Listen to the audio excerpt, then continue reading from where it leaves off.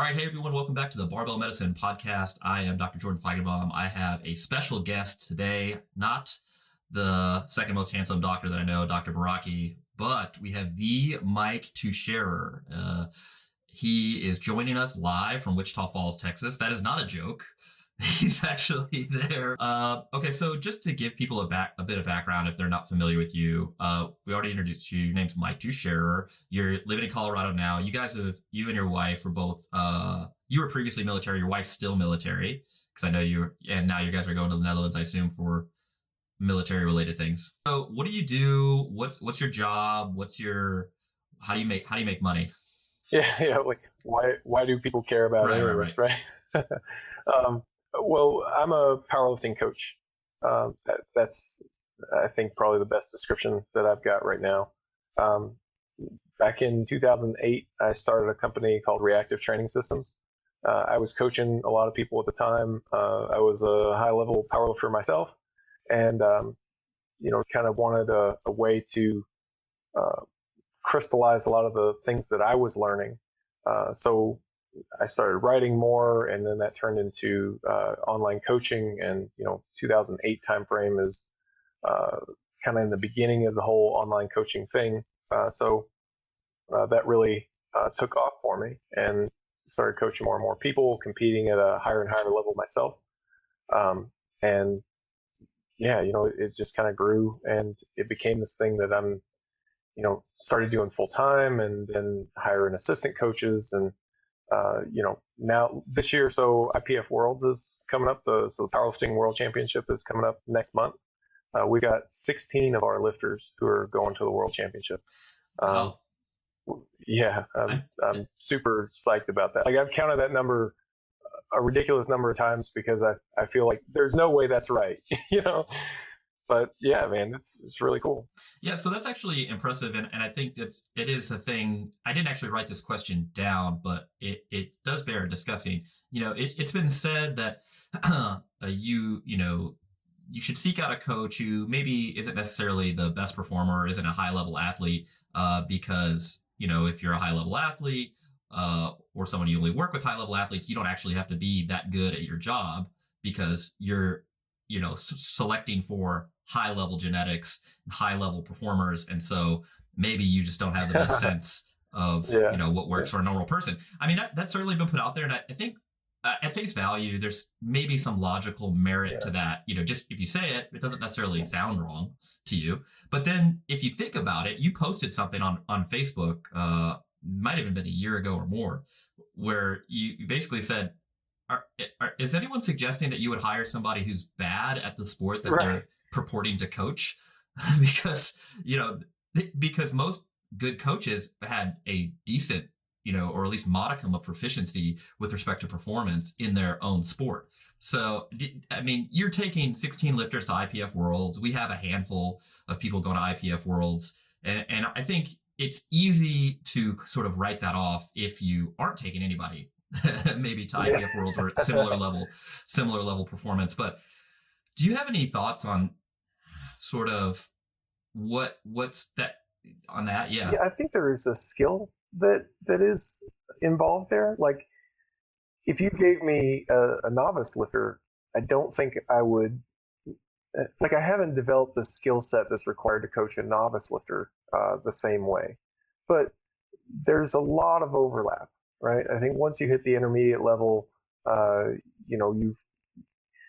think, at least in powerlifting, it centers around basic proficiency. Like, I don't work with that many like real novices, so it doesn't quite make sense to me how you couldn't understand, the basic movements, right? But once you've got that basic proficiency, speaking for myself, at that point it's a system. And I'm sure, as will come up in our discussion, like, my thing is always about focusing on the individual and optimizing the training for that individual. Like, what can I change about the training so that this person's getting the best results possible? And that process looks basically the same from anyone like at an intermediate level all the way up to the best in the world. Yeah, and I think there are things to be learned, especially even if you or rather, there are principles that you learn by coaching post novice, and particularly to a high level of performance that are universally applicable. As far as how is strength generated and displayed most optimally, and you can work backwards from there, and then coupled with the fact that our occupation is empirically based, Yeah. in that we're taking the best evidence that we have to date and our previous experiences, and then applying it to a unknown set of variables, with a new lifter, and seeing how they do, and then you adjust going forward. But if you don't have that top end sort of experience, that top end knowledge, it'd be very difficult to sort of come up with that or happen upon it just organically, because you wouldn't, you just wouldn't have the exposure. Well, that's the kind of the other side of that statement, right? Like, well, if you only work with high level people, then you kind of basically wouldn't understand, right? Well, who's the hardest demographic to get that kind of results with? Like if if you're only working with the people that are already basically at their limit, and you get results even for them, like you could approach it from that perspective too. Like, I don't think that's necessarily completely honest either.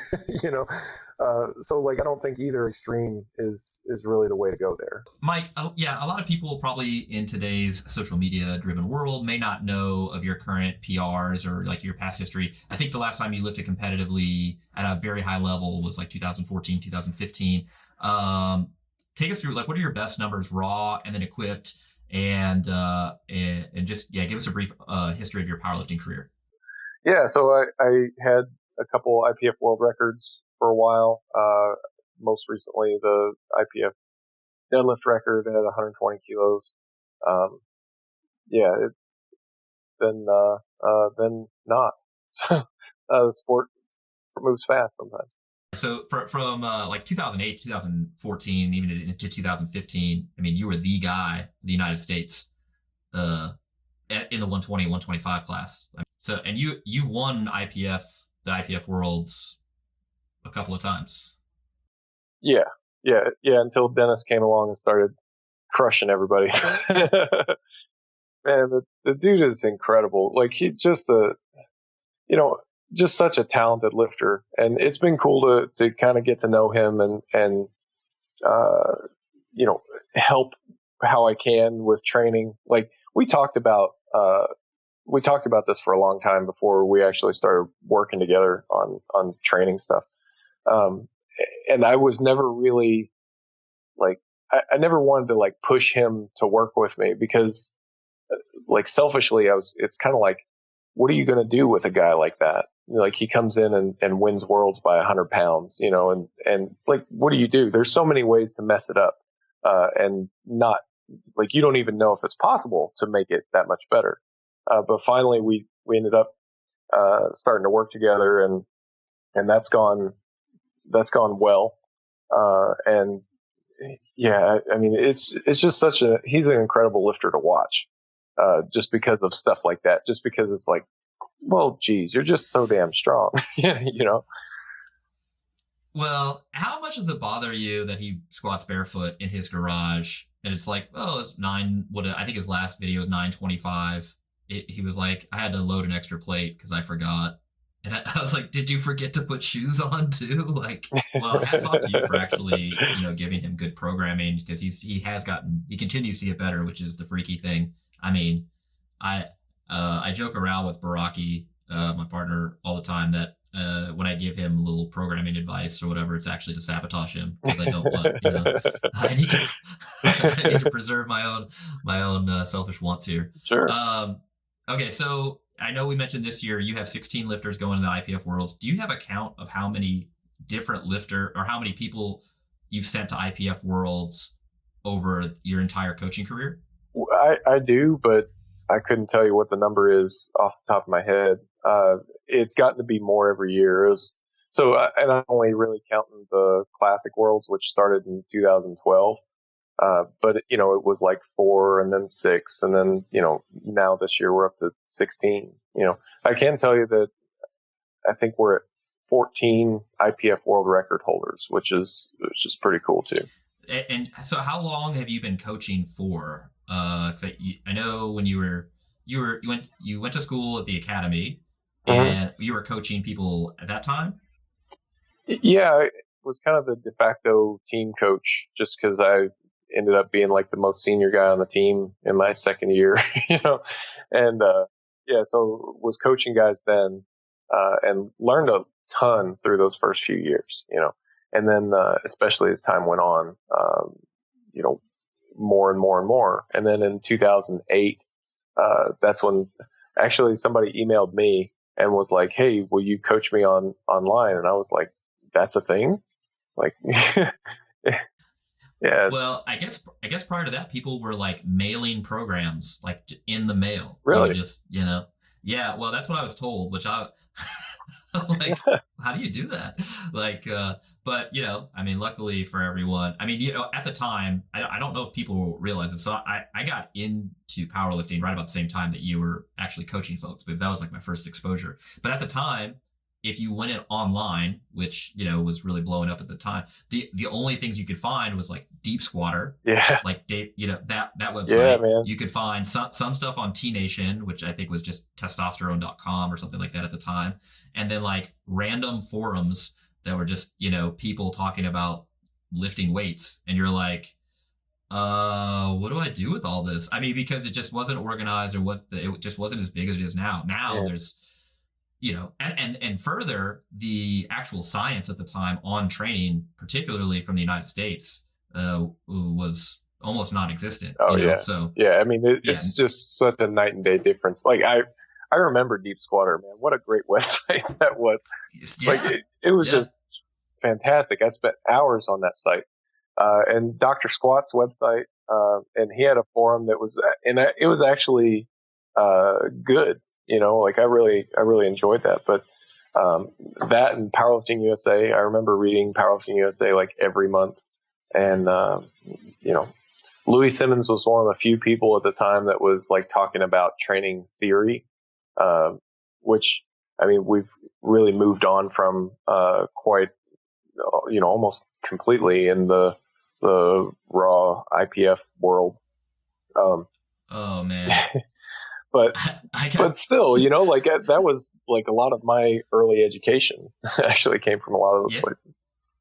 Yeah, I think that parallels probably a lot of the senior folks. And I'm not calling you senior. We're the same. We're the same age. So it's like, but people who've been around the sport for a while. I mean, if you think about the people who probably came along like just before us, the only thing they knew from and maybe even know from a programming theory standpoint is Westside, Louis stuff from Deep Squatter, because that's all there was. Yeah. And so if you had been doing that for years and years and years, and then all of a sudden all these new people are saying all this weird stuff, they're like, no, anyway, that's a whole nother podcast. But yeah, it is interesting that at the time, you couldn't really find, there wasn't as much information. Now there's all this stuff.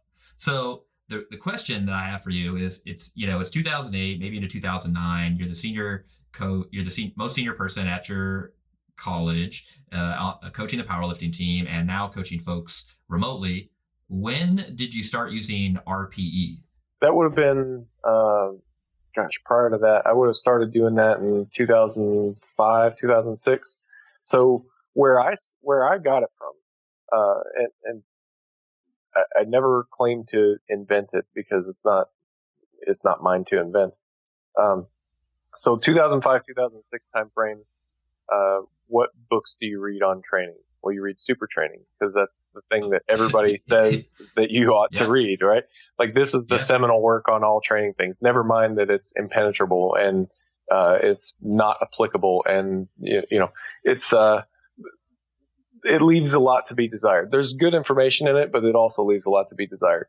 Anyway, through going through Super Training, like a good young man, I came across this concept of RPE, right? And it comes from endurance. It comes from endurance sports. And originally it's the Borg scale is a 6 to 20 scale, which is really rather unwieldy, but like, hey, on a scale of 6 to 20, how hard was that? Like, well, hold on. It was supposed to match up to heart rate. Right. You multiply it by 10, and that would give you a proxy for what your heart rate is. So you could use it for your heart rate training zone. Yeah. Like sort of stuff. Because that's what you did at the time for either endurance or cardiac rehab or like, aerobic exercise nonetheless. Right. So I thought, well, that's a neat concept, right? And also at the time, so Elite FTS is probably the best place to get training information online at the time, and Jim Wendler is writing a lot. And I remember at the time he was writing a lot about leaving a rep in the tank. That was the thing, right? Like, yeah, you always leave a rep in the tank. Don't train to failure all the time. And it's like, well, it's not rocket science to see how these two concepts can mesh together. Okay, so if you have an RPE scale, that's kind of a rating of difficulty. And then if you're thinking about it in terms of leaving a rep in the tank, like how would that look? And so that's kind of where, like I made that RPE chart that says, well, 10 RPE is a maximum effort, no reps in the tank. A 9 RPE is 1 rep less in the tank. Like that's what I did. And so I started using that with my lifters 2005, 2006 timeframe, and it was working really well, and so I started writing about it. My original idea was like, hey, maybe we'll get this published in Powerlifting USA, right? As like this article series, and yeah, right. If you wanted to publish something that is read less frequently, less voraciously than academic journals, you would pick Powerlifting, Powerlifting USA, or because you start throwing all these numbers around and using something besides just weight on the bar, like just absolute load. I think sometimes you get some pushback from people who are like, you just wait. No, that does what? If you percentages even, that sometimes is a little unwieldy that way. But especially, and again, I just think about the time where you were using this that was so novel. So, okay, so you came up with this, you're using it. The initial response that people have, and you said, "Hey, we're going to use this linear scale to rate the weight on the bar," or did you describe it differently than that, or how did you kind of sell this to the folks that you were coaching? Well, for those guys, I mean, they didn't push back against it. They didn't care. I was the most senior guy, the strongest one on the team, so yeah, they trusted me implicitly, which is definitely a nice thing to have as a coach. As time went on, I was keeping a training log on some forum somewhere, and kind of built up a following that way. I don't know. It probably didn't have enough visibility to have any pushback until much later. I see. Till after you had almost like a critical mass, right? Where you were actually a thing, right? And then people were like, "Wait, what is this RPE stuff?" Yeah, pretty much. Yeah. So if you didn't like it, then you just wouldn't pay attention. But to your knowledge, nobody else was using it in powerlifting. No. Or what about resistance training in general? Like, did you get any emails or, I guess, certified letters from people at the time? Like, hey, we've actually been using this in Sweden. I imagine Detmar Wolf sent you a letter saying, hey, actually, we've been using this. Actually, no, I've never heard of anybody who claims an earlier date than me, or even honestly, an independent arrival at the same conclusion. So now watch, now they'll start coming in. But right, yeah. Gunnar Borg's still alive. I imagine that he's 90. So I imagine he's maybe penning you a letter saying, "Hey, actually, I was using this." I would frame that and keep it in my chest forever. yeah, as you should. Okay, so you're the first person using it. This is middle 2000s, and then it's getting bigger and bigger as your company's growing as well into 2009, 2010, and you're obviously becoming more visible due to the performance on the platform that kicking ass.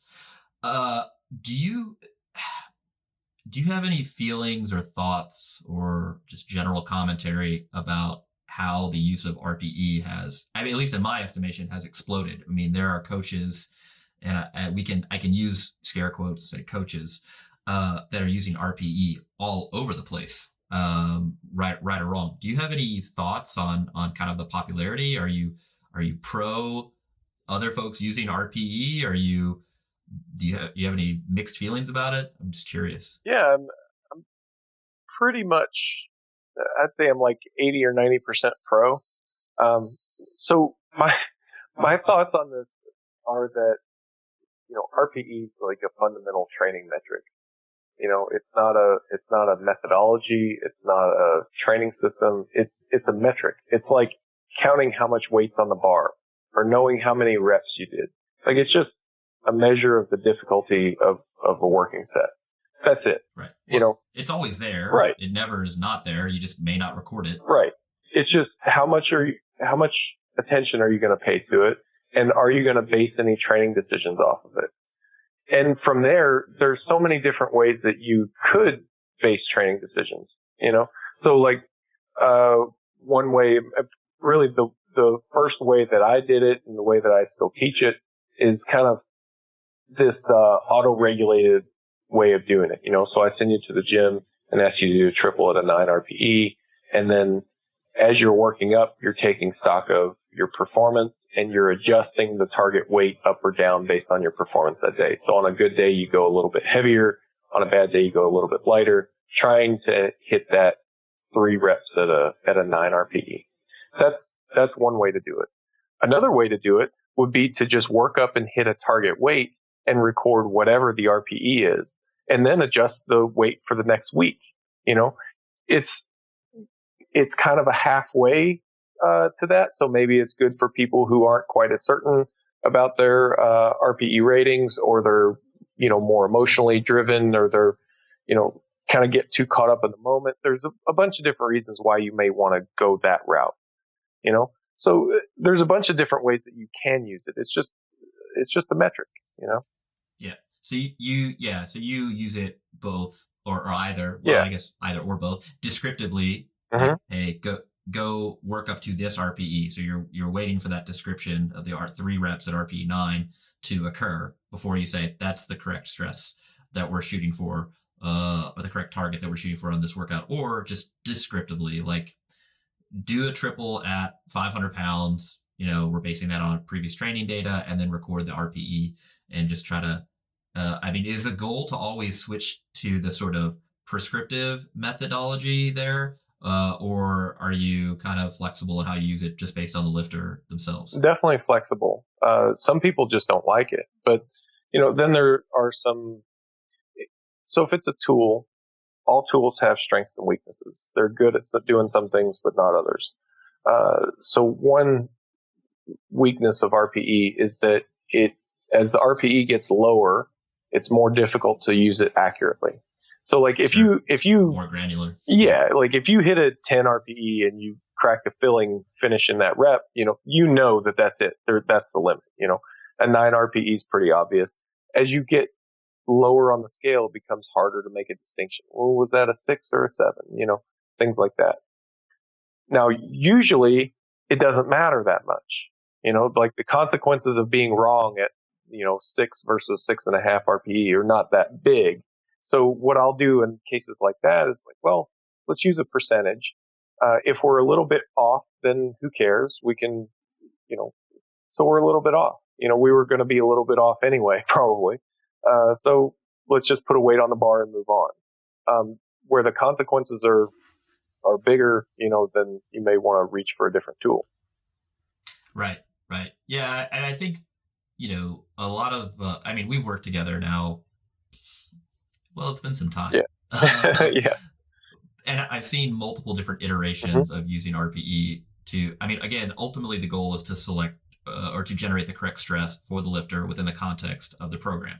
So, if you thought there was a better method, you'd be using it. But I note that when the volume or when the intensity is lower than where you would see an RPE 8 or 9 for a particular rep range. So let's say we're wanting to do sets of like 4 to 6 at like what you would consider an RPE 6.5 or 7 or even 7.5. That's pretty far away from an RPE 9 or 10, which are both like much easier to judge. Mm. Then you'll use another set, like a single at RPE 8, which again is more clear to the lifter in most cases, and then do a percentage drop, because you kind of get to not only do you get to practice singles, which is good for a competitive lifter, but also you get a more accurate sort of metric. It's a good metric of progress. It's so I kind of come to term those as benchmarking sets.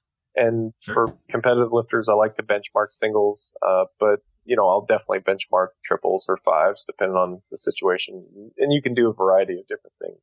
But I think that you're Wichita Falls, you have to say fives. I think it's you have to say it. Local statute, right? right. Exactly. Yeah, you'll sometimes do a triple at 9, or a 5 at 9, or 5 at 8, or 3 at 8, and then take a percentage drop from there in order to kind of get down into the average intensity range that you want to work for most of the volume. Which brings up, I don't want to spend too much time on this, just kind of we just finished a 3-part programming series about discussing a lot of the scientific literature and our sort of coaching biases on using submaximal intensity to drive progress in strength athlete. And the idea, you and I have talked about this, it comes from this polarized training concept where you would accrue volume at a submaximal intensity, maybe like 70 to 80% or something like that, with the error bar on each side of that. And it would be hard to program that just explicitly on RPEs, if you're working in the, 1 to 6 rep range, because even a 6 at 8 is like 80%, and so you're far enough away from a maximal performance that it's RPE is quite granular. So you have to use a benchmark set anyway. Do you, I guess, we talked about this for the first time. I think it might have been 2015, just kind of, using this polarized training concept with the submaximal intensities at higher volumes. Have you had any thoughts on the efficacy of that approach versus a more, classical, like, let's just go heavier, less volume? Well, if there's one thing that I've learned, I guess it's been a couple years now. If there's one thing I've learned over the last couple of years is just how different individuals respond to training. I mean, it's really blown my mind, how varied individual response can be. Because I'll get a lifter who, just doesn't respond to high intensity work. So why would you spend the last 2 months leading into a competition doing something that this person gets a bad result from? So like that doesn't make any sense. So just the only reason why you would do that is because that's the normal way to do it. And if you do it a different way and it didn't work, then people might say that you're dumb, Right. Just by convention. But that's not right. Yeah. That's not a good reason. Yeah. So just a quick story. I had a lifter I was working with, who every time I worked with him for a few years and things were going well. He was progressing. And then when it would get to be competition time, his results would kind of fizzle. Sometimes he would get hurt. We were seeing a bit of progress, over the long term, but it was never quite bang, like on competition day, like we wanted it to be, Like we just, I'm just kidding. No, so for him, it was, we started doing, this thing that I've termed emerging strategies. But one thing I learned from that is that, it's the high intensity stuff. It's specifically that things go great and then we reach for high intensity and then things go not great. So let's stop doing that. So I sent him into a competition. He didn't handle anything heavier than 6 reps at a 9 RPE, which is like 80 to 85%, and came in and smashed like a 50-pound PR. Just had a really great day. I mean, attempt selection was a bit of an adventure, so in future training blocks, we had to tweak things a little bit to solve some practical problems. But I mean, it just kind of went to show, like, hey, man, like if you just take note of the things that the athlete's responding well to and do that, then, for some people that's high intensity stuff. For other people, it's low intensity stuff. Maybe it's a certain exercise or set of exercises, figuring that out has been, so like to go back to your original question about the polarized stuff, like, yeah, I think it's great, for some people. And I when I say it like that, it's like, everything falls into that. but it also kind of sounds like, oh, well, there's 10 people that might work well for. No, I mean, it might be a lot of people. It might be you. It might not be you. It's like, you've got to look and figure it out.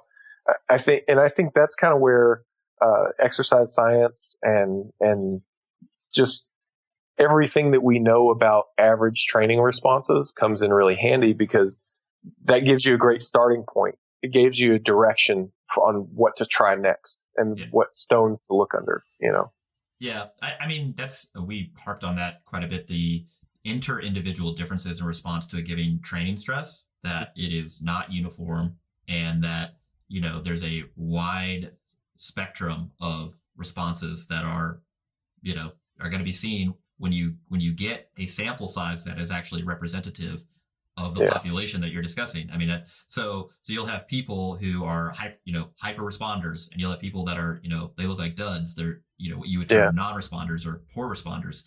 And so I actually kind of coined this idea as like a training sensitivity spectrum. And the idea is that the more training sensitive you are for a given dose of stress, the more you respond.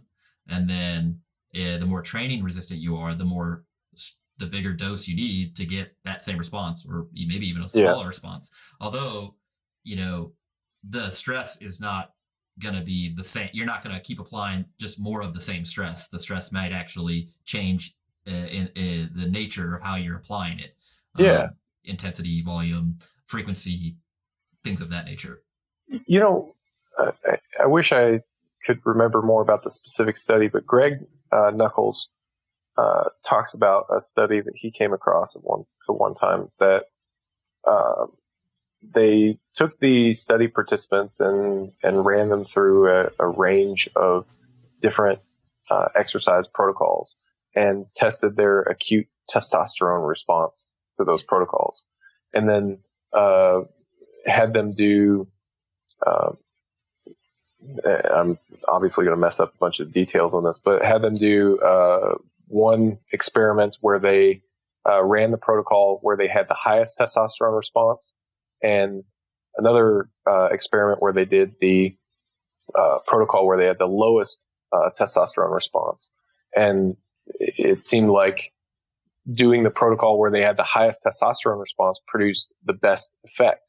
Sure. Regardless of what the protocol was. And they had some pretty whack protocols, like things that you would look at and go, well, that's not going to build any strength. Right. Well, if you had a good acute testosterone response to that protocol, then apparently it did.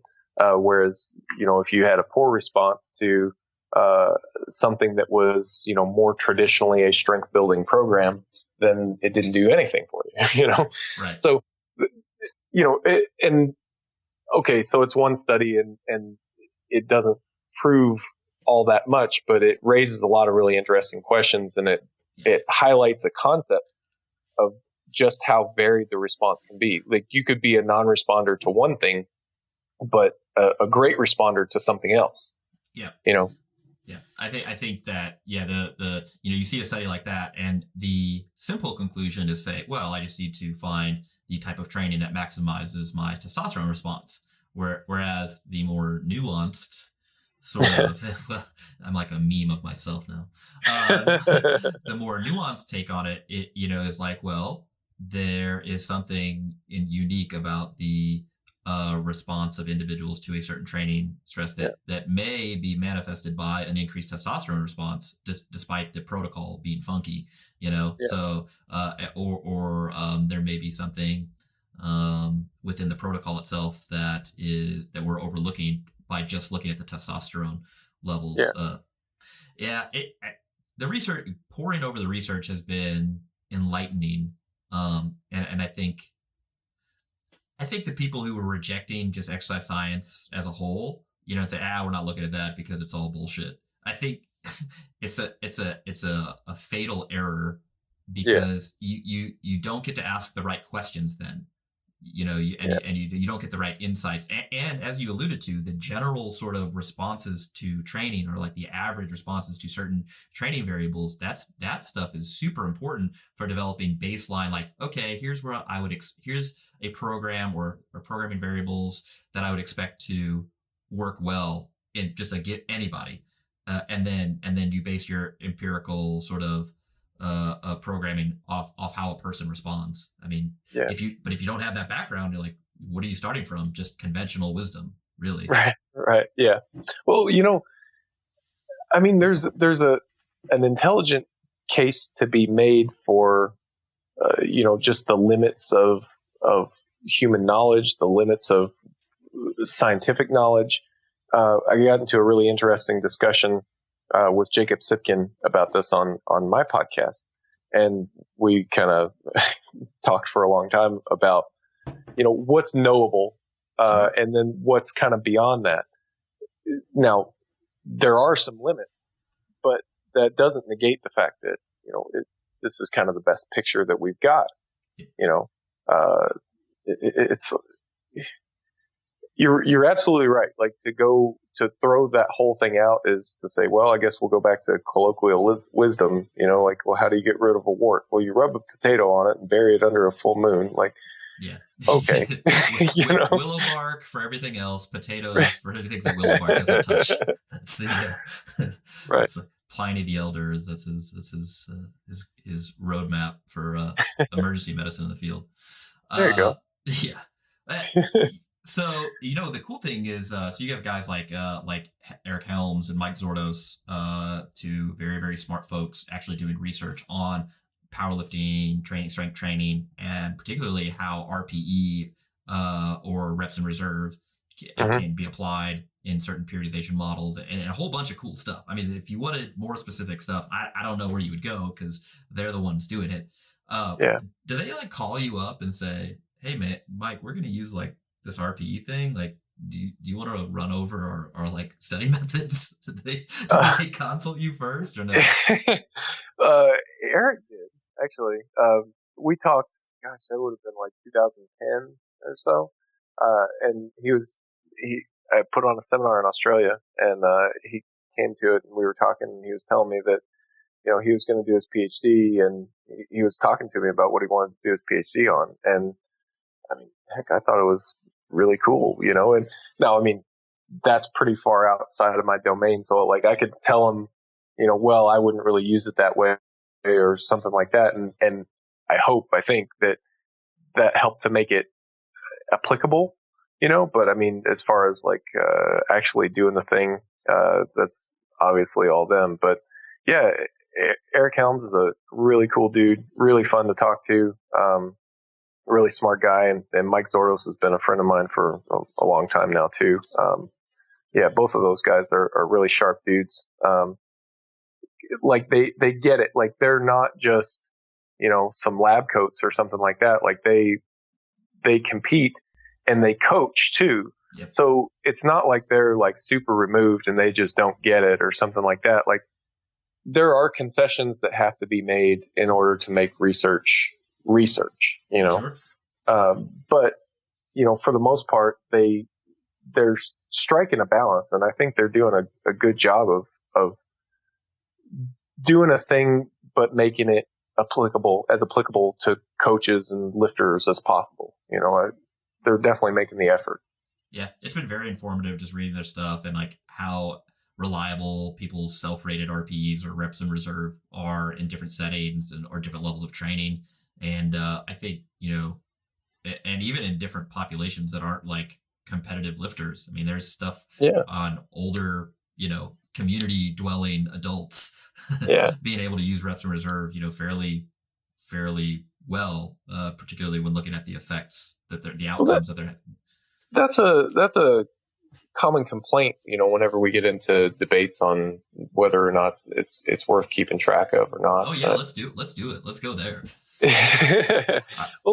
Well, you can't use it accurately. You don't need to take it out to 3 decimal places or anything like that. And if you're not perfectly accurate in your rating of RPE, I don't think that's to use your term, a fatal error. I think, okay, that's a little bit less than ideal, but that doesn't destroy the whole methodology. It doesn't make the metric useless. It's worth keeping track of, and it's also a skill. You get better at it the more you practice it. Yeah, 100%. And the probably one of the a more important thing, it is a metric that's always going to be there regardless whether you want to track it explicitly or not. And it's always going to affect your training management that day, again, whether you're explicitly using it or not. So if you go into the gym and your go-to, management for either your training or another trainee's training is to just add 5 pounds to the barbell. Well, okay. If during their warm-ups, their second to last warm-up looks like a, bone on bone grinder, well, you're probably going to make some changes on the fly, and you don't have to call that RPE, but that's certainly subjective feedback based on factors that you're assessing in real time. And you're the coach who's got, or the person with the knowledge who's making that decision. If you are communicating that by wire, or over email, I think you have to have a metric that is available that is going to influence training management, that is malleable or is adjustable. If you say you can only do this weight and that's it, well, that's not going to work for very long. Right. Yeah, and at least at those higher levels of difficulty where the consequences of being wrong are more serious, and it's important to note that this is something that all coaches in all sports have done forever since the beginning of time. It's just maybe hasn't been codified in a specific numerical fashion, but coaches forever have been, you watch a lifter and you say, why don't you take 10 pounds off the bar and do it right? Just stuff like that. That's not new. That's just good coaching. Sure. But if you have a system that's actually laid out in a way where you can make more intelligent decisions than just, should it be 10 pounds? You're like, if you say, that looked like a 9, like an RPE 9, because I think that you had 1 rep left in the tank, or the technique error was so significant that I'm going to actually rate it a couple points higher. And so then you think, well, if I take 10% off the bar, I should drop this by 2 RPE, and that's really what we're shooting for ish today. It's elegant. Exactly. Exactly. You gain some advantages, I think, by taking an approach like that. Training partners forever have done sets and they get out from under the bar and they go, oh, that felt heavy, or man, I smoked it. Okay, great. But what does that mean?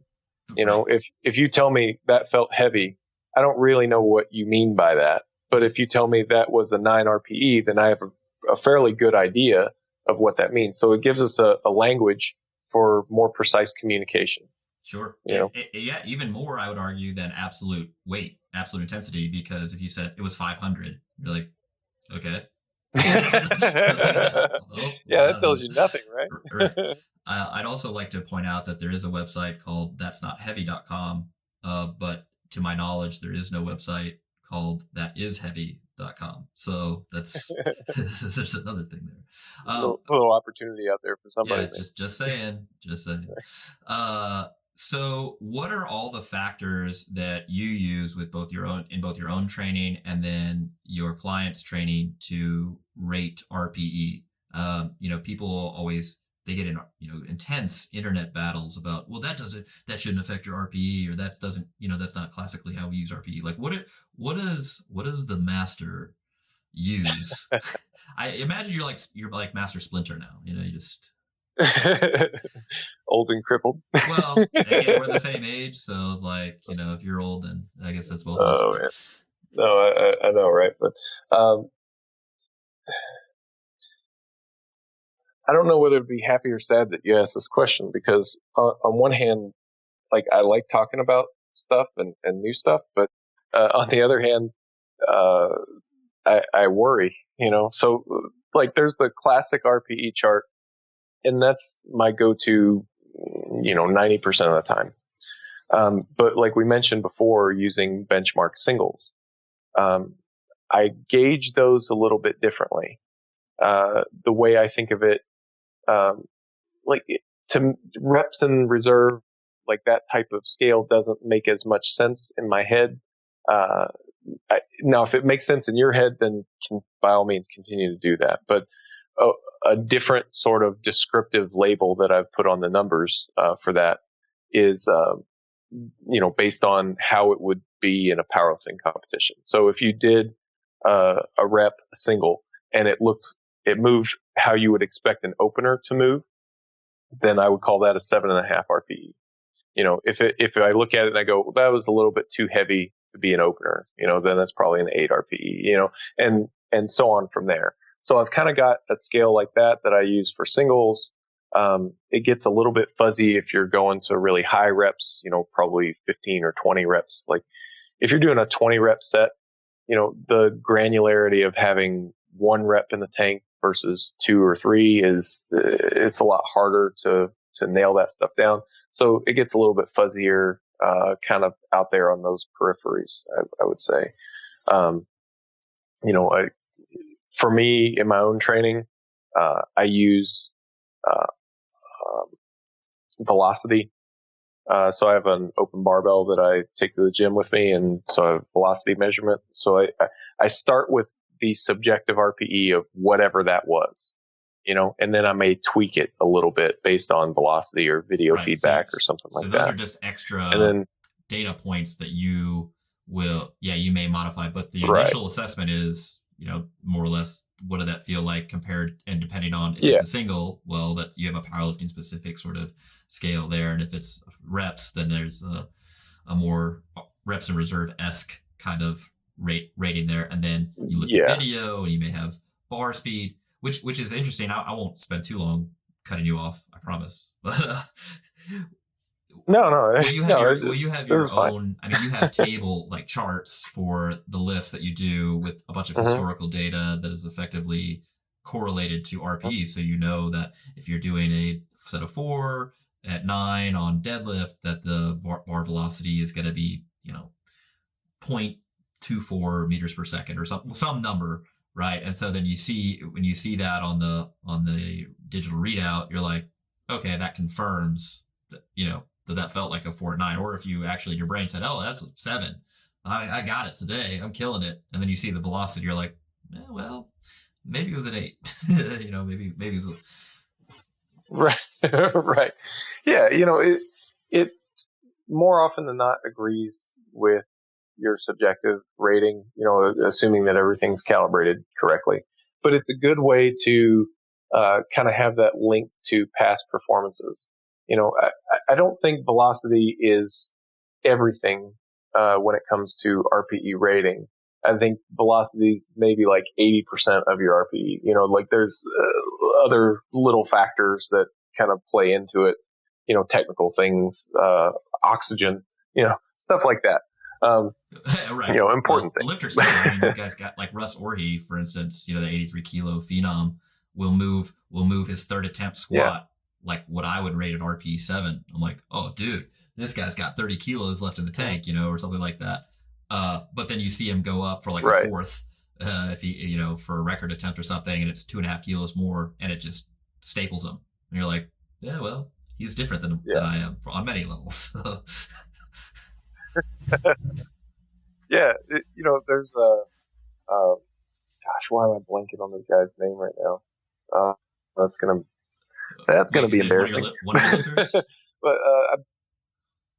no, he's not one of my lifters. He's a British lifter, famous for grinding out reps. Like, you look at his opener, you're like, he's oh my god, dead. He stopped. Yeah, but he'll go up. He'll go up on a second attempt and it looks just the same. He'll go up again on his third and he'll get it. And you go, wow, right, I was right. If not you're competing expecting against him, that. you're like, oh, I got this guy. He's just gonna get his opener, and that's it. Yeah, Right. Yeah. So it's 100% like got to be scaled to the individual lift Yeah. and your capabilities. So there, you're using a couple extra things to kind of modify or your subjective rating. And I mean, I assume that you haven't come up with this multi-variable equation where you actually plot these. You're like, oh, I'm going to rate this as an 8. The bar velocity correlates this well with it, and then the video, you have some other scale, and you plug in an equation. Yeah. So I assume you don't have that, but yeah. Well, you're like, actually, fancy algorithm. Right. No, I like to nerd out over training stuff. But at some point we've got to keep it usable in the weight room, right? Yeah. Now, look, in camera speak, they talk about form factor, right? Like the size of the camera, and then how that affects usability, portability, and like all sorts of, where you can actually use it. So at some point you have so many tools, or in the camera, you have so many things stacked on it that the form factor is like, oh my God, I can't even use this thing anymore. So right. I mean, that's actually how I used Open Barbell for probably a year straight. And I had a bunch of data on it. And I found for myself that during warm-ups, where on things that I would rate like a 7 or an 8, that I would get feedback, and sometimes it would be very useful for me as far as like, predicting what I should go up to for the next set. And that was, as I correlated that with my own subjective RPE. But then other times it was almost like a self-fulfilling prophecy, I maybe I had volitionally moved the last rep slower, and that dropped my average velocity for the set. And so then I kind of cut 5 or 10 pounds off my top set, for instance. And people will say, see, RPE, that's bullshit, right? Because it 5 or 10 pounds lighter than what you should have done. But the beauty is that really doesn't matter. That 5 or 10 pounds, it's like, well, we're training, we're trying to get a bunch of stress, and one set at levels like post novice does not make or break your training. A single, unless it's at a meet and the set is a single, and there's a lot of money on the line, or there's a pretty girl in the audience. I mean, that's the only time where that level of accuracy really, really matters in my estimation. I mean, you can disagree with me, but I don't know if you have a. No, I think you're right on that. I mean, it's a good point that if you want your training to be effective, you should have effective training.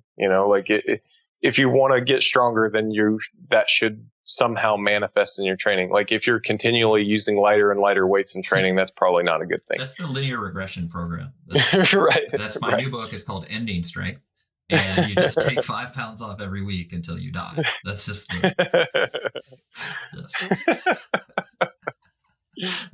it's when you turn 50, let me know. I'll send you the ebook.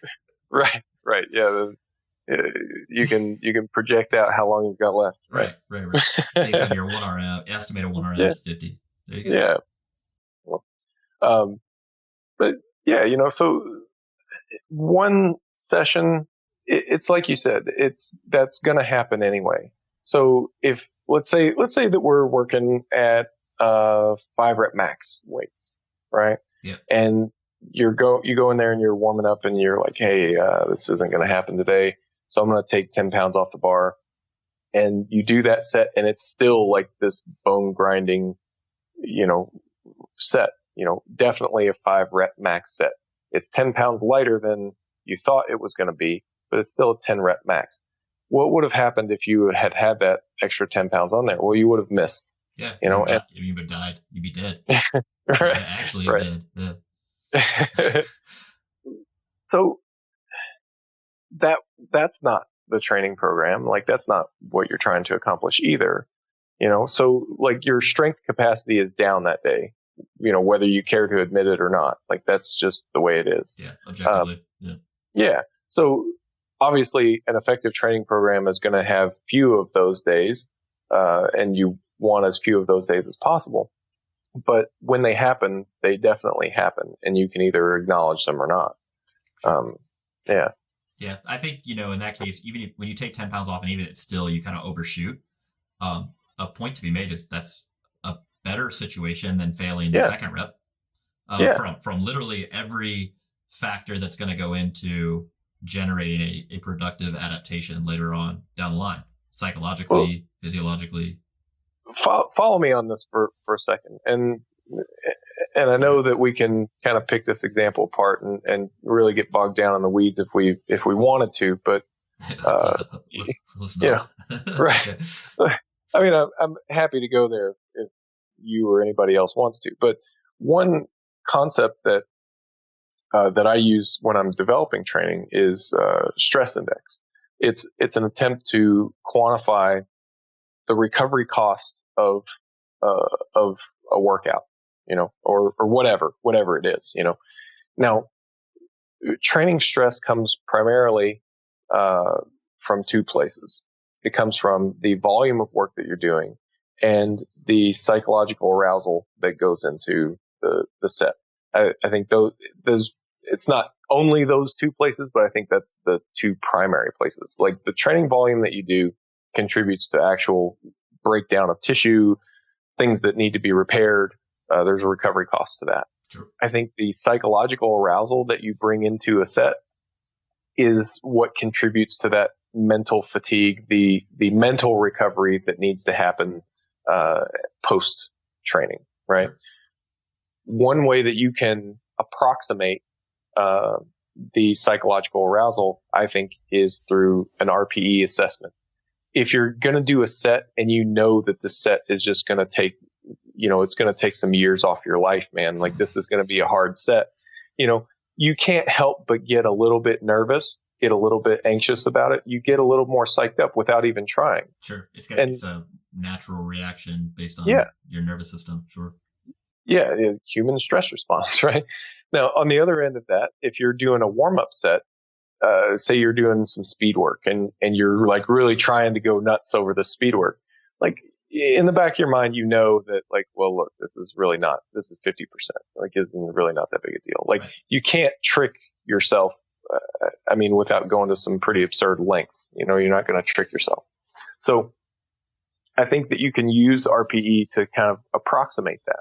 Now, if you are with me so far, and you send somebody to the gym and the workout is designed for them to do, 5 reps at a 9 RPE, and they do 5 reps at a 10 RPE, that's more stress than what you'd planned for. Now, that's not a game ender right there, sure. One set being off by a little bit.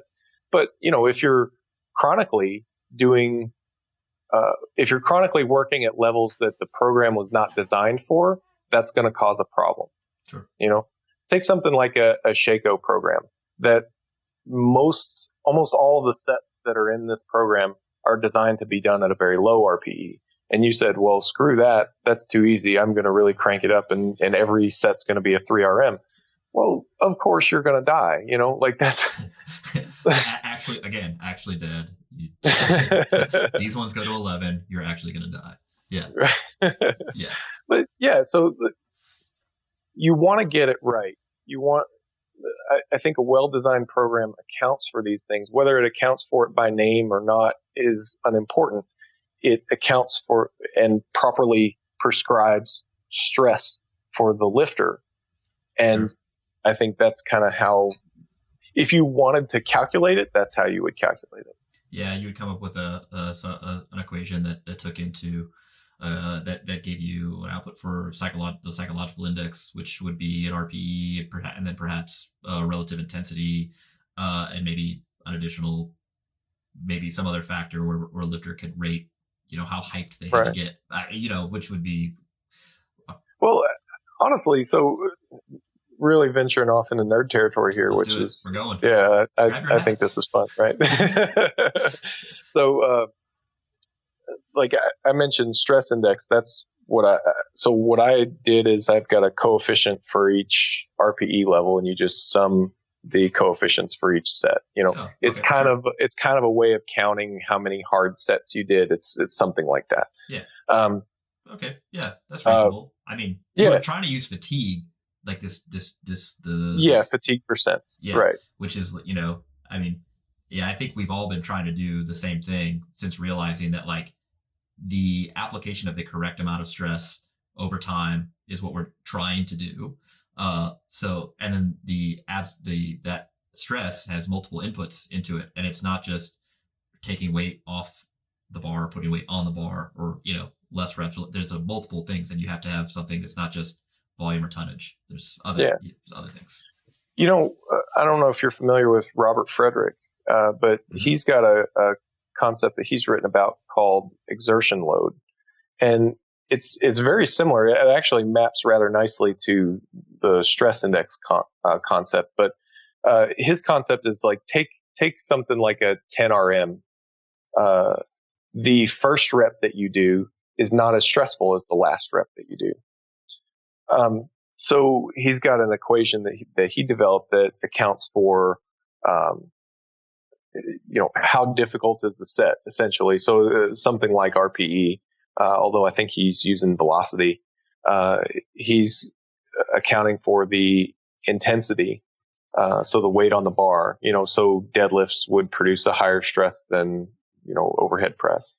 And some other additional factors beyond what I've done as well. So I think that's a super interesting concept. They match up in like the overall pattern of data, but he includes a couple more factors that I think are interesting in there. Yeah, it's like some, I think if I recall offhand, there's like some actual biological data, like a testosterone to cortisol ratio, and like, really, yeah, like creatine kind. I mean, not that he's actually measuring those things, but like he's saying if you wanted to make proxies for like I think the duration of training, he used like creatine kinase or something like that.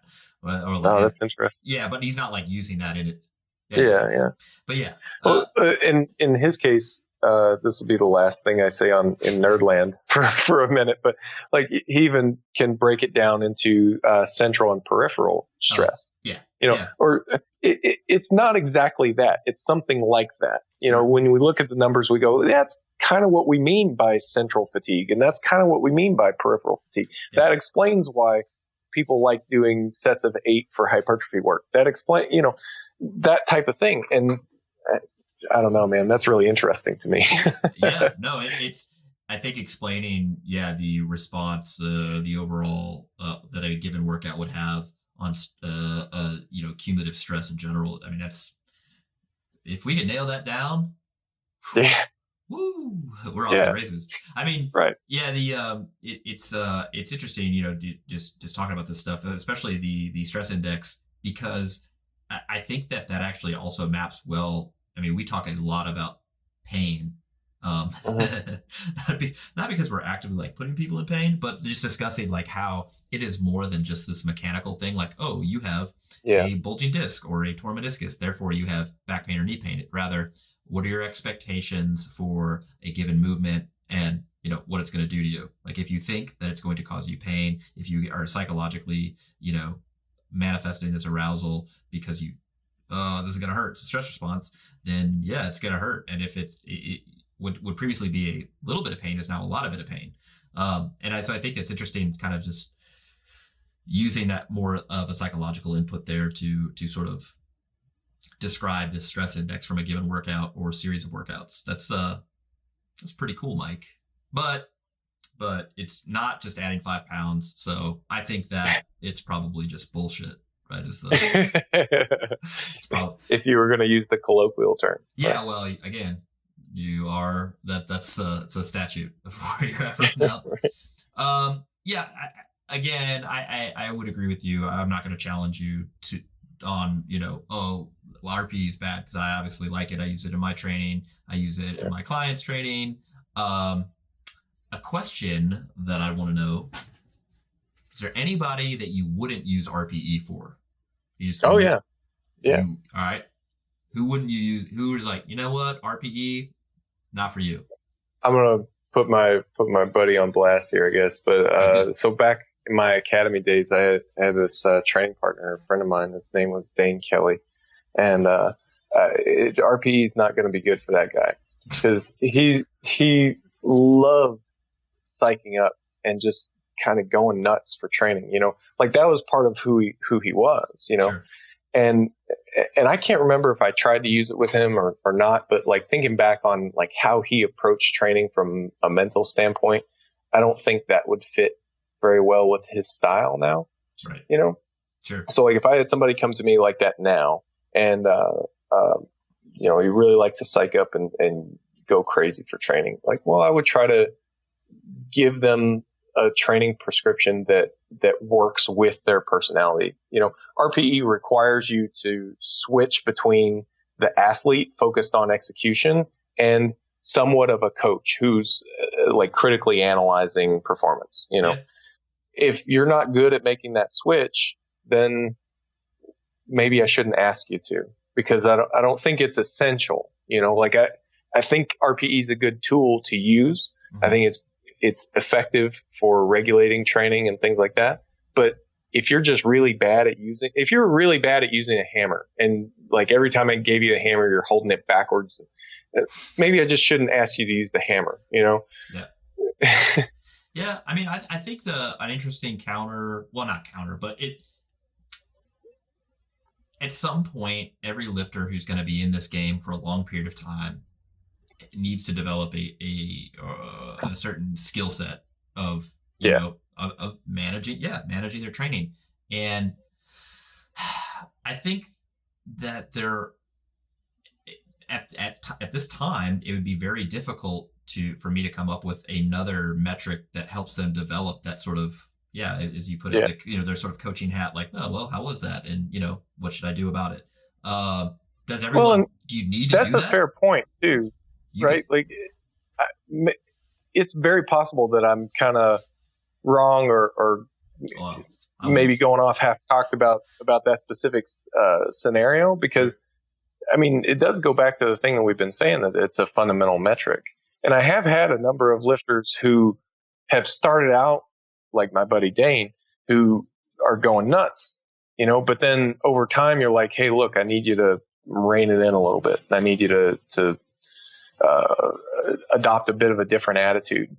And that's important in a different way for more of like sustainability of training standpoint, So I definitely don't think that it's just like, hey, you think like this, therefore I'm never going to even try this method with you, but if you just kind of over time show an unwillingness or just kind of a lack of capability, I guess, then it might be worth exploring some avenues that are maybe just a little less dependent on it,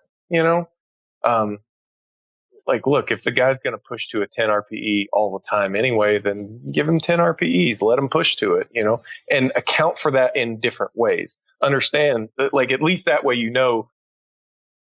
like if you built the training, kind of going back to that stress index concept, if you built the training designed for 8 RPEs, you're going to include more sets because you're still trying to create a certain level of stress for that lifter, Oh, well, they're going to 10 RPEs. So now they've got too much stress, so that's not going to work. You need to build the training, that's designed to work with that athlete, and it goes the other way too. Like maybe you've got, I've seen plenty of lifters who are kind of high neuroticism lifters or anxious, and they send me a video and like, say that this is a 9 RPE, and you watch them just cruise through the set, and you go, huh, okay. So you're not accurate with it in a different way, So again, it's not that the RPE doesn't exist, it's just that we have to look at them and see how they're using it and adjust, based on them, based on their real application. Yeah. I mean, I've actually had people where I have them do, 5 at 10. Yeah. And then take 20% off the bar and do, 6 sets of 5 or 4 sets of 5 or something.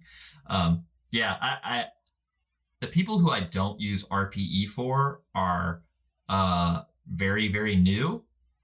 If I get the sense, or if my gestalt is that would actually not make them not train. because they're like, I don't know what to do with I don't even know what RPE is. I do think that it's useful for somebody who, even if they're very green to training, right? Yeah. They're just coming in. I think it's useful for them in a descriptive sense. Yeah. But I'm giving them multiple descriptors too, because I'm just trying to give them the best chance for success. But I want them to sort of develop this calibration tool early. Exactly. 100% agree. Yeah. And again, because it doesn't matter if it's 5 pounds heavier or not, really. Yeah. It really doesn't, unless there's money on the line and it's a 1RM. I think divorcing that idea that it always has to be heavier to be better, that's is a big game changer for people's programming it. And then that kind of opens them to using different tools to help manage their training. But right. Yeah, I think, just the people who, if I give them an RPE prescription, if that makes them close down their web browser and say, you know what, I'm just going to take up, an underwater, basket weaving instead, because that seems like a better task. Yeah, you've definitely got to meet people where they are, right? So if they're going to just quit entirely, then okay, you're not helping anybody like that. Yeah, but it's like a diet thing. They're like, you know what? The only way I'm going to do this if it's keto. And I'm like, dang it. I don't want to do that. Right. But if that's going to give you the best compliance early on, then let's start there. Let's see if I can trick you into doing what I actually want you to do later. You don't coach people in person anymore at all? No. Yeah. I guess, my question for you was going to be that when you're in person, are you rating people's RPEs or getting feedback from them? And then, but since you're not doing that, I've had a training partner, but whenever I've trained with people, and I'm coaching them in that sense, it's been roughly the same thing. Like I'll get them to rate, and then I'll take their rating. I'll accept whatever it is that they say, no matter, how much I disagree with it. Just by rule, like I'll take what they say and then I'll tweak it, based on video feedback, velocity, or my own feedback. If I'm watching them and I think like, oh man, you said 8, but you're really off, then I'll tweak it a little bit, but half a point is kind of my rule of thumb. Like I generally don't go more than that. Yeah, if someone says 7.5 and you say 8, you're like, that's probably fine. Yeah. It's the same. Right. Yeah. Close. Close enough. Right. Okay. I feel like we've just beaten RPE into the ground. And again, I think that to say that it is useless or that nobody can use it or that you shouldn't use it to manage training, outside of like a person who's been training for years and years and years, I think when you say that, you basically have to, you can't sit at the table. Yeah. And you might have even said that. I may actually be like, quoting you without even knowing it. But I do think that if you want to discuss programming theory, strength training theory, then you have to be open to discussing it. And if you're not, then just remove yourself from the discussion. It's just not. You can't just say no. Like it's like that Family Guy, the horse or the donkey. It's just no, and then you start. You can't. That's not helping anybody. Right. Okay, so I have 3 more questions and we'll wrap this. Cool. All right. You wrote an article, which I'll link in the show notes, about the pendulum of like exercise variations. That might not be the actual title, but the idea was that, earlier on in powerlifting, back in the late 2000s and certainly before that, exercise variation, it was lauded. People used a lot of varieties. And then now it's like hyper specific, just only do squat, bench, deadlift. That's it. Why would you do anything else? That's stupid. It's not what you're competing in. Then there are people who fall in between, certainly. What are your thoughts about a greater amount of exercise variations versus minimal exercise variations? And I'll give you 2 populations. First population, novices. Second population, competitive powerlifters. And the outcomes that we're looking for are just strength development long term. Good question. So let's start with novices, because I go back and forth on this a little bit. Like on one end, the thing that you're looking for is movement proficiency. Sure. So I wouldn't do a lot of I wouldn't do some of the things that I do with other athletes, maybe not, and now I'm struggling to come up with examples of things I wouldn't do with a novice, because they all seem to have places of utility even with novices, honestly, now that I think about it. So you're trying to develop general movement proficiency, right? Well, let's take the squat, everyone's favorite. So speak for yourself, dude. Right. Let's take the squat. So let's say you're trying to learn basic movement proficiency for the squat. Well, like one school of thought is to just do squats, right? Well, fine. But it turns out when we add small variations to the movement, that's helpful. So maybe I give you a 3-second eccentric. I tell you, take 3 seconds to lower the weight on this squat.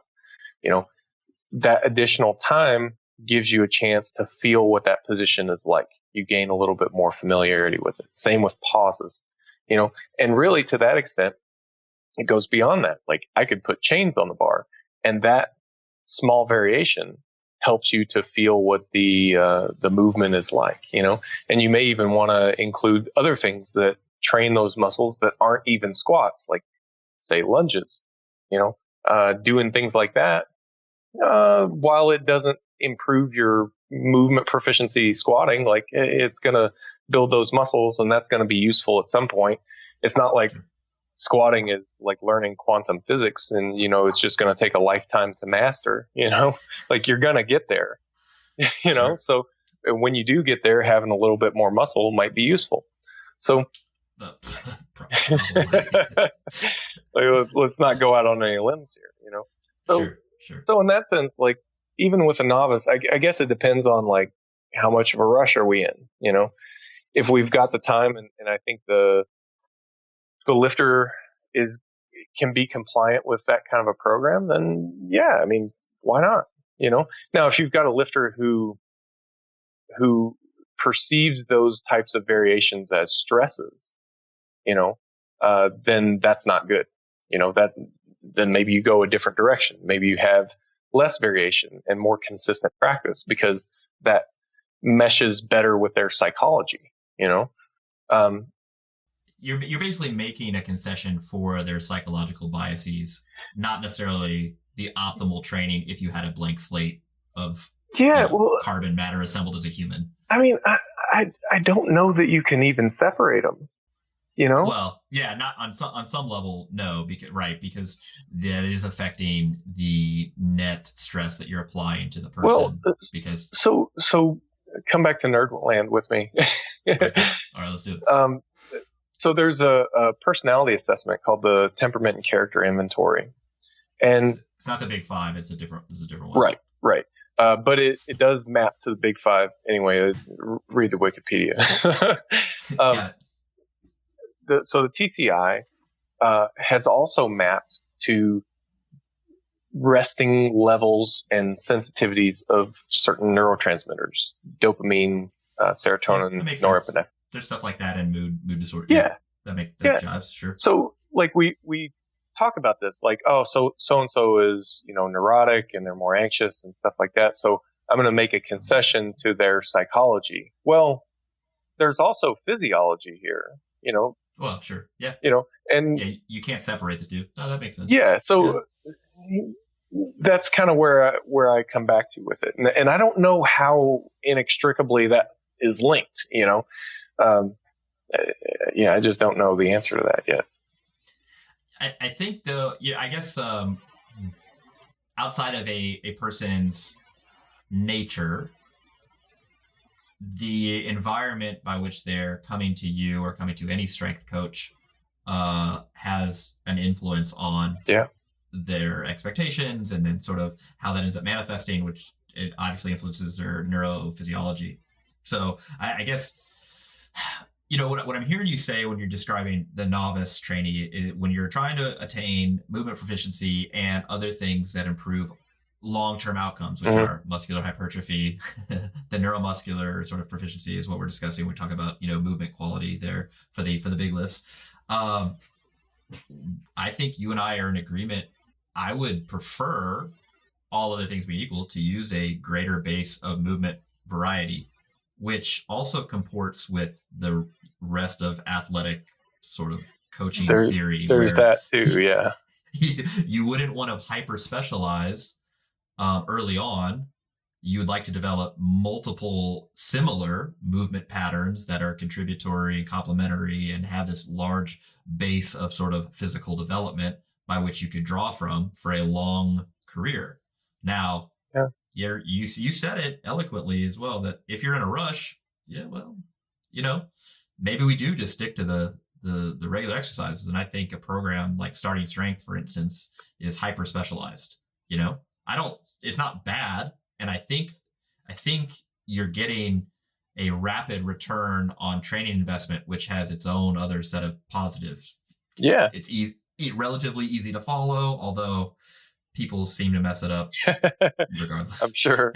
Sure, yeah. Well, and then it probably improves compliance on the certain cohort that's choosing to run it, which is useful for developing good training habits. Yeah.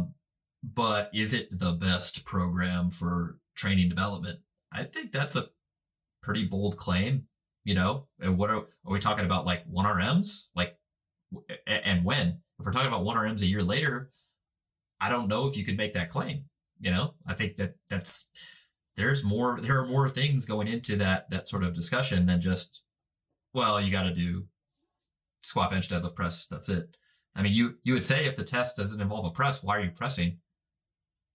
I mean, really, if that's if the test is 3 months from day zero of training. So, I think that's a pretty good response on the, for the novice. Now, let's say we're talking about a competitive lifter.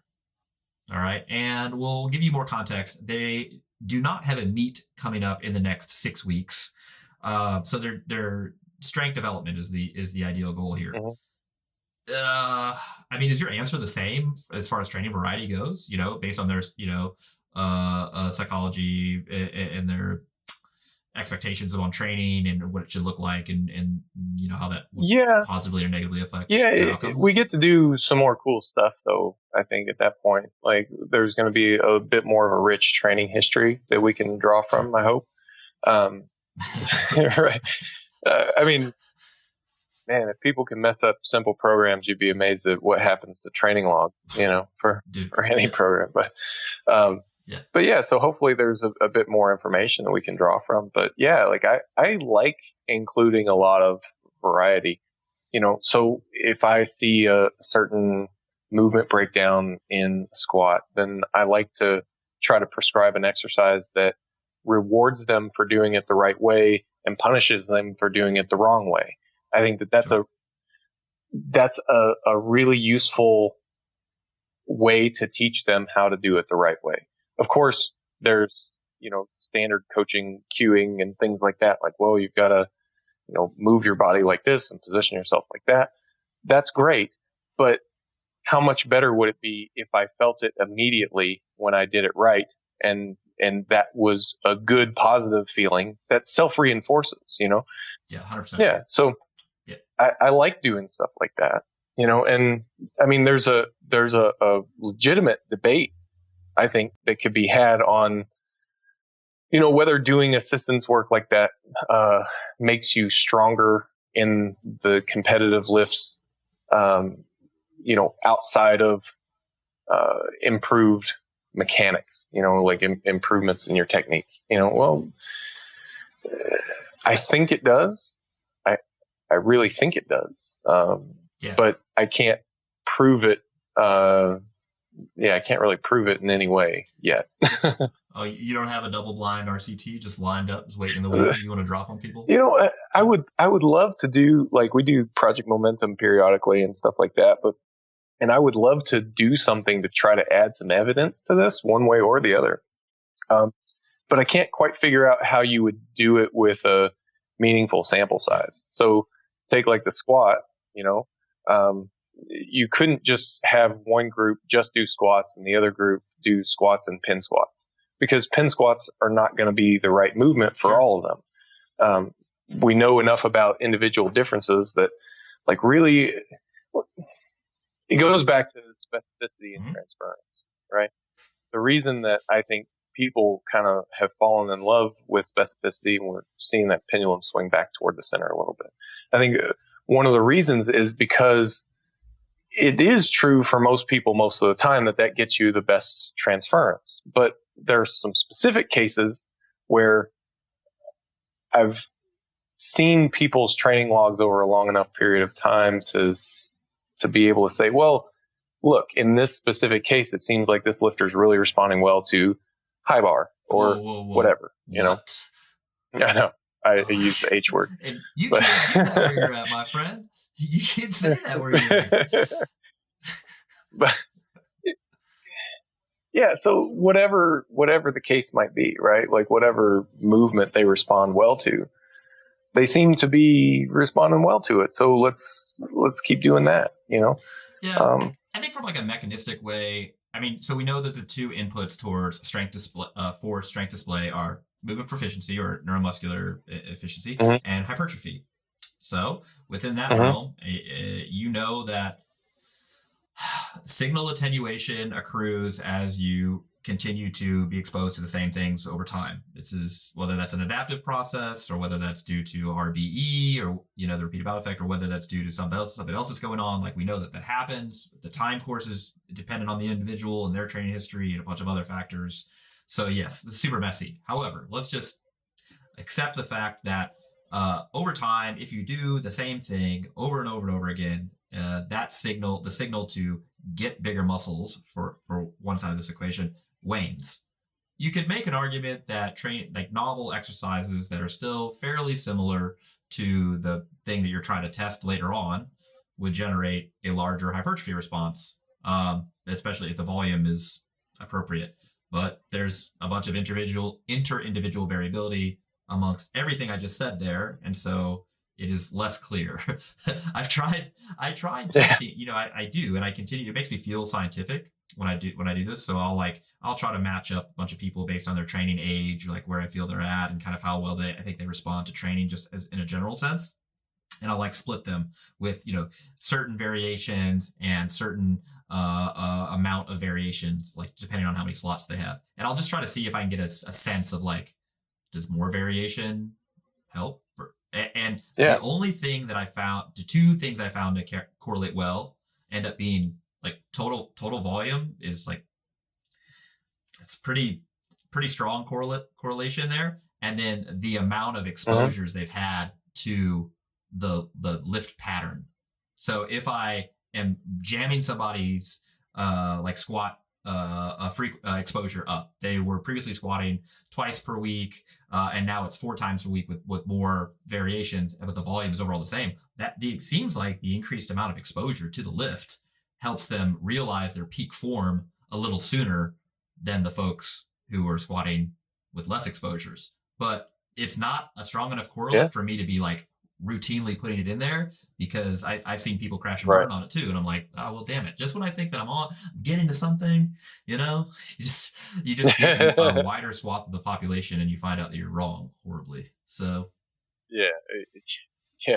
It doesn't apply quite as much or as nicely as you'd hope. But again, we're like a very complex system. It's very difficult to like really have black and white things about training, as it turns out. Someone was making an argument. You just change one variable at a time. It's like, well, you can't. Not only can you not do it, because if you push one, pull one lever, even if you change a bunch of things. Yeah. Even if you could, right? Like even if you could, like you're technically not the same organism as you were in the last trial that you did. You have to have twins. You need twins for all these things. Just like matched, the match set. Right. Yeah. No, it's, and that's kind of a really interesting problem as well, and one that I'm not sure that there's a really great solution to. The analogy that I've come up with is it's like trying to find your way through a cave in the dark, but the rocks move around from time to time. Oh God. I don't normally have nightmares, but now I'm going to. This is terrible. But I think if you have so like I keep talking a lot lately about this emerging strategies tool. I feel like that's like giving you a pen light. Wait, Pendlay? You know, no. You can't say that either. I know. I keep using local swear words, but no, a pen light. So it doesn't illuminate the entire cave. You know, it can't. You know, but it does help you see the lay of the land of where you're at right now and kind of what's in your immediate vicinity. You know, and you may be kind of on the right track or maybe not, but I think that's where you need something else. You need kind of a heuristic for how to get through most caves most of the time, you know, and I think that's where exercise science plays a big role. That's where, you know, just kind of there's something to be said for a coach's intuitive process, sure. I think, as well. A good coach anyway. Yeah. Yeah. And I mean, that's got to be like arranged properly in the whole hierarchy of knowledge thing, you know. But that's actually a good segue to this. So for aspiring coaches, right? They're out there, they get their feet wet, they're in the trenches, they're actually seeing humans in real life. Do you have any must-read books? These don't have to be necessarily training related, but if they were, I mean, people ask us all the time, and you know, I have a standard list. I tell people you got to read Starting Strength, you got to read Practical Programming, you should read Science and Practice of Strength Conditioning from Zatsiorsky, and then after you've read those three things and you've like chewed on them a while, you'll know what to read next. I just feel like once you make it through that, I mean, it's a good starting place. Certainly not all encompassing, and there's stuff that's wrong in all of those books. So, but it gives you a good place to start. So do you have any must-read books for folks? Gosh, I don't know if any of these are really must-reads, but I can tell you some things that I personally found impactful. Sure. On the training side, there's Squat Every Day by Matt Perryman. Oh, yeah. I think that's a free Kindle book. Yeah. Somewhere it's free anyway. Yeah. Yeah. I mean, and I'll go ahead and say that it's not so much about the program, but how he thinks about training and how he approaches this whole epistemological problem of what's knowable and stuff like that. I think if you read that book and try to see how he thinks, I think that's super useful. I also liked Anti-Fragile as well. It's not at all training related, but just kind of from an understanding of risk management. Keep in mind, if you read that book, that it's not about him being right, because he does talk about lifting weights, but like from a casual standpoint. And if you know anything about lifting weights, you're going to read that and you'll roll your eyes and you go, yeah, that's not right. You know, it's not about being right. It's about not being wrong in a fatal way. Right. You know, where the risks are very high. Yeah. I actually read that book after I read Skin in the Game, and I was like, wow, why didn't I read this stuff earlier? It's like, I haven't read Skin in the Game yet. I want to, but yeah, I thought Anti-Fragile was quite good. You know, honestly, that's all that's coming to mind immediately. But yeah, I think just kind of, as far as books go, especially training wise, I like to, I would say most of my education came from, you know, articles and just kind of becoming familiar with what people think, because a lot of that stuff is just out there available. Yeah. Nowadays with podcasts and whatnot, like people put their philosophies out there. And so if you start there, then that kind of directs you on what you think is interesting. Yeah. The internet's is overflowing with knowledge. Yeah. I find that, probably a large barrier to using that, to like just doing that, is if you haven't learned how to learn yet, then it is very difficult to consume information voraciously and then think critically about it, because you haven't learned that skill. I mean, I get a lot of Instagram live questions like, hey, what should I major in college? I'm like, dude, I don't know, but like, look, it doesn't matter. Thing one, like it doesn't, you just need to learn two things in college from that's really why you're there. How to think critically, right? And then how to like finish a task that you started in a way that fulfills the criteria. I mean, that's really why you're there outside of the social aspect. But so I wouldn't know about that. I went to the Air Force Academy. Maybe you didn't miss out. Yeah, I think that I would agree though. If you have an ability to learn well, then you can find a lot of this stuff. You just keep consuming stuff, and a lot of it's on the internet. A lot of it's free, which is cool. You don't need to go necessarily take a class unless you have no anatomy background and can't teach it to yourself, or physiology background and can't teach it to yourself. Then, well, you hire a professional and go to school and take a class. But and I suppose that would serve as a good BS detector. Like if you've got. I think Greg has talked about that before as well, like reading an anatomy or physiology textbook, which I'm sure sounds thrilling to everyone. Man, I have a master's in anatomy. That sounds like a great Friday night for me. Man, I forgot about that muscle. How you doing? But just that would serve as a good BS detector, So like when you are reading about so and so and they're talking about overspeed this and that, and you go, no, that's not how that works, Yeah. I actually like, for critical thinking, I like a book called How Doctors Think, which, as much crap as doctors get just for being arrogant, which is whatever.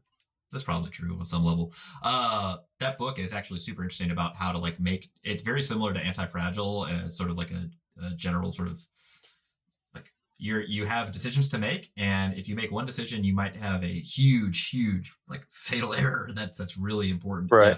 And so you need to be on the lookout for that. And if you don't see it, you don't have enough information to actually make a decision. So I actually thought that was a super interesting book. But that's a good place for people to start. So look, guys, we just took care of you for the next year for reading material. You're fine. You're fine. All right, Mike. You're awesome. I like you. I'm sad we're not eating steak right now. It's also interesting that you're in Wichita Falls, Texas. But I want to plug all of your stuff. So your website's reactivetrainingsystems.com. You don't want people directly emailing you, but they can email you through the site. However, I'm pretty easy to get a hold of. Email through the site, or if you do prefer a direct email, it's mike@reactivetrainingsystems.com. Okay. Do you want people to slide in your DMs? I mean, you're on Instagram now. You're Insta famous. Sure. Yeah. Are you big Mike? What's your Insta handle? Mike Tuchscherer. So it's probably pretty impossible to find. No, too many consonants. You can't do it. Yeah, too many consonants. No, Reactive Training Systems, pretty much anywhere. Mike Tuchscherer, pretty much anywhere. We've got a good YouTube channel. On the website, one thing I'll say is that we've got a training log that's available to anybody to use for free. You just go onto the website, you log in, and you click on apps, and you're there. It's a web app, so it'll run in your browser. You can log your training. You can do all this analysis, run block reviews and stuff like that. We designed this training log so that it helps you make better training decisions. And people log for a lot of different reasons. That's why we built this one, so you can make better training decisions. That's cool. And it's free? Yeah, wow. For everybody. There's a recovery tracker that we call Track. That also is available for free. Bodyweight tracking, all this stuff is right there for you. All right. Well, hey, Mike, thanks so much for joining me. I'm gonna get this. It's gonna be great. People, leave your comments. Leave comments below. Share this, and we really appreciate you guys tuning in. All right, Mike. We'll talk to you soon, man. Yep. Talk to you soon.